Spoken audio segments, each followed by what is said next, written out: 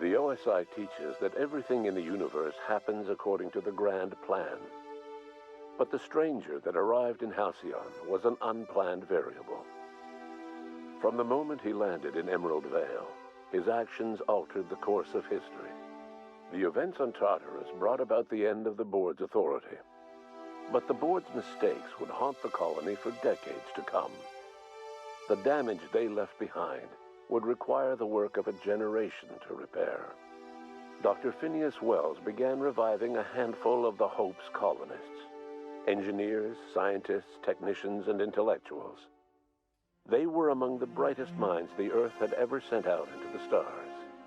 The Hope scientists and engineers woke up in a colony descending headlong into total collapse. With no way to return to Earth, they had no choice but to band together and devote themselves to the cause of saving Halcyon. The people of Halcyon were nothing if not hardy. In the absence of the board's authority, many of the colony's settlements banded together with a single purpose in mind: survival. Life was especially hard in the years to come. Some towns dissolved by attrition and starvation, but most of them found a way to carry on. In the years to come, Halcyon was forced to reckon with its newfound freedom. The board was gone, and for better or worse, the colony was responsible for its own destiny. Between MSI's worker-centric policies and the iconoclast's manpower, Sanjar and Zora were able to rally many of the Terra 2 townships to their cause. MSI's workforce swelled, and the iconoclasts enjoyed a significant surge in their ranks. The board was too distracted by infighting and internal politics to stop MSI from becoming a powerful corporation and a refuge for townships that might have fallen through the cracks. Consumed by paranoia, Lilia Hagen took Sublight Salvage in a controversial direction, openly accusing board officials of an extraterrestrial conspiracy. One day, an accident at the Groundbreaker's docking bay silenced her forever. Time would tell if her replacement could keep the Sublight family together. Adelaide McDevitt replaced Reed Thompson as the leader of Edgewater. She and her followers transformed Edgewater in their image. Anyone loyal to Reed was pressured into leaving town, and those who stayed behind adapted to her way of life. Adelaide transformed the old cannery into a new garden. The nearby Edgewater Cemetery provided a convenient source of fertilizer. As for Reed Thompson, it was said that he lasted exactly 2 days outside the walls of Edgewater. Years later, a marauder was found in possession of his hat. Under the leadership of Junlei Tennyson, the Groundbreaker held firm against corporate influence. The ship's mechanical stability gave Junlei the time to educate a promising generation of engineers schooled in her family's traditions. The future of the Groundbreaker looks promising. The rediscovery of the Hope and the abandonment of the Lifetime Employment Program forced Byzantium to come to terms with some uncomfortable realities about the state of Halcyon. While Byzantines were reluctant to surrender the luxuries they'd grown accustomed to, the board's diminished authority gave them little choice in the matter. Nearly everyone had to learn to make do with less. Some even had to get jobs. It was a dark time indeed. Even the Gorgon asteroid, though a distant enigma to most of Halcyon, felt the aftershocks of your actions. The destroyed Adrenatime synthesizer became a symbol of the board's cruelty and a rallying point for Wells and his scientists as they sought to build a more humane, ethical Halcyon.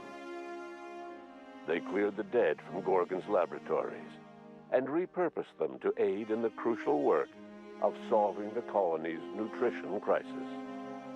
Gorgon, which had once sown death and destruction across Halcyon, became a source of hope and renewal.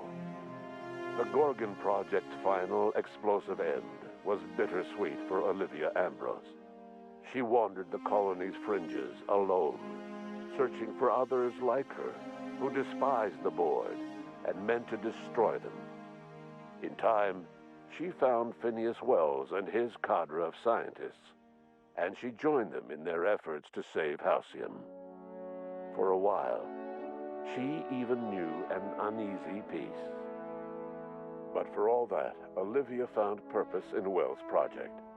She was always haunted by the memory of her daughter, Minnie, who hadn't lived to see the better world they were building. She never did forgive herself for the horror her work had wrought on Halcyon, but she remembered fondly the daring captain who'd put an end to it at last. In spite of everything, the Gorgon asteroid remained a sobering reminder of the potential for progress and disaster in humanity's most ambitious efforts. The Rizzo's company in Halcyon dissolved after the collapse of the board. Needless to say, the launch of Spectrum Brown was indefinitely delayed. A stockpile of Spectrum Brown remains buried deep beneath the ruins of the old distillery, abandoned to time and attrition. With the dissolution of the board, Ruth Bellamy found herself without the two constants in her life: Byzantine culture and her sister Belinda. In the face of this new reality, she struggled to find a direction for her life. The colony had moved on from Halcyon Helen and would require new heroes in the years to come. And so Ruth Bellamy decided it was time to exit stage left. She quietly disappeared from public view. The dissolution of the board did not mean the dissolution of the ambitions of Cedric Kincannon, the charismatic leader of Sublight Underground. Cedric offered Slug's transportation services to the newly thawed colonists and set to work ferrying resources and food wherever they were most needed. For better or worse, Slug headgear became fashionable in the following years. As the board began to disintegrate, Spencer Woolrich found himself at a crossroads. Cling to what little stardom remained to him, or help usher Halcyon into its new future. To the surprise of many, perhaps himself most of all, Spencer chose the latter option. Having learned a variety of different skills in the many different roles played throughout his lengthy career, Spencer founded a radio serial dedicated to staying alive despite the odds. His subjects included how to survive violent encounters with only grazing wounds, dispense pithy one-liners for tense scenarios, and, of course, how to look good doing both. After a brief attempt at dating Helen as one person rather than two, which both Bertie and Helen found too strange, Bertie struck out on his own to try his hand at raising woolly cows. Many of his former Rangers teammates soon followed, accompanied by the woolly cow the team had originally plied with alcohol. The dairy farm thrived under Bertie's leadership and care. The Dairy Rangers privately believed that the woolly cows softened Bertie's temper considerably, although the only one brave enough to say this to his face was promptly headbutted. Due to the board's dissolution, many of the Prophet's old customers no longer found quite the same value in productivity seminars that they once had. With her business drying up, the Prophet chose to take her followers down a new path. Months later, salvagers on Eridanos found clues leading them to a seemingly abandoned bunker out in the wilderness. Inside, they discovered horribly mangled corpses, sacrificed to a blood-scrawled portrait of a sprat-headed deity. The Prophet was not among the bodies. Your influence shifted Ellie's perspective. She finally admitted, albeit grudgingly, that she just might need other people. Sometimes. With a steady income from the life insurance payouts, she was finally able to afford a ship of her own. She hired a small crew and flew supply missions to communities on the fringe. Some of them were even legal. Life in Halcyon was sobering for Felix Millstone. The grand revolution he dreamed of never came. There was no great awakening for the colony, no celebrations in the streets. There was only the hard, desperate work of trying to repair a broken colony. Felix never had a head for numbers, but if there was labor to be done, he was there to help. Eventually, Felix realized that the work of a revolution was done with two hands. As much as he enjoyed his adventures aboard the Unreliable, the vicar, known as Max, eventually decided that it was time to move on, to live out the life he had sought so long to create.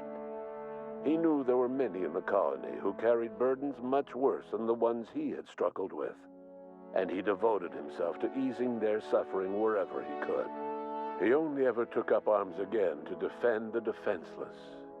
Unshackled from a lifetime of striving and fighting the universe and himself, Vicar Maximilian de Soto was finally at peace.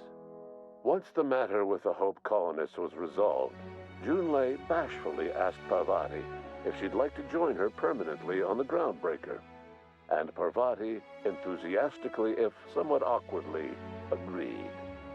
The stories of her adventures spread across the colony, and Parvati soon found herself the center of attention.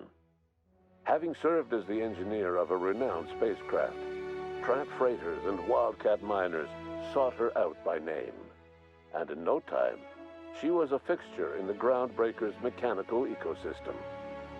She and Junlei were never far apart.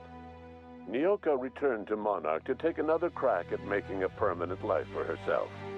She formed the Charon Group, a mercenary outfit of ragtag survivalists and wilderness experts.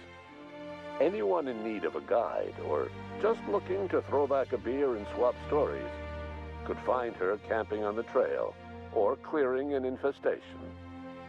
The SAM unit that accompanied you spread awareness of the product line's superior sanitation and maintenance capabilities across what was left of the colony. This led to a boost in SAM unit sales. Did you know that SAM units are the longest-lasting, toughest-acting cleaning solution in Halcyon? Minister Clark was released from house arrest, and his contact with you gave him a sense of renewed purpose and vigor.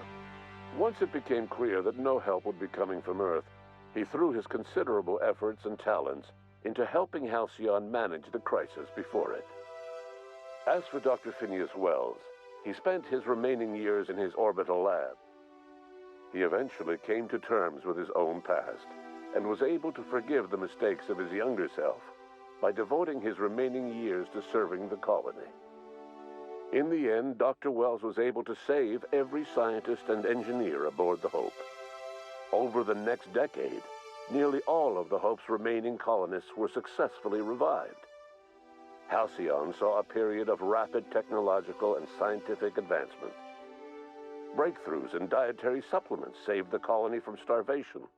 Geoengineering projects and social reforms began to change the structure and character of the colony.